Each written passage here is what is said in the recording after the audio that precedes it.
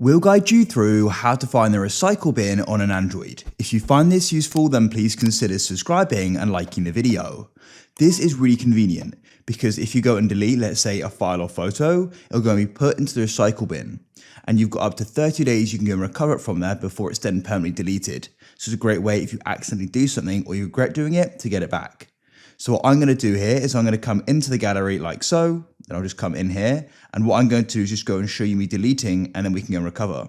So I'll press the three dots in the top right, and I'll go and press edit. Then I'll go and select this, let's say. I could then go and delete it. It'll go and say move to recycle bin. And so then you're wondering where that is. We're going to guide you through that.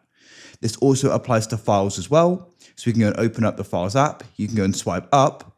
You can then go and find your Files app or just press search, I find the easiest.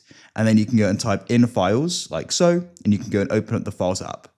Now what we can do is we can go and find a document or whatever you want to delete, and then you can tap and hold it. I'll set a couple, then we can press delete at the bottom. Once again, we can press move to recycle bin. So now let's go and get it back. What you need to do is you need to come back to the main page of the files. To do that, you may need to keep pressing this back button in the top left, and it'll look like this. Now, once you're on a page which is like this, you can go and see the categories and the storage. You need to go and scroll all the way down like so to utilities. And in utilities, you'll then go and find recycle bin. So you can then go and tap on it like so, and then you'll go and see the different things here. You can go and see here, you've got the files will be permanently deleted after 30 days. So you can press select in the top right, select the ones you want to go and get back. With them selected, you can press restore in the bottom left, and that's it. They've been restored and they'll be back where you deleted them from.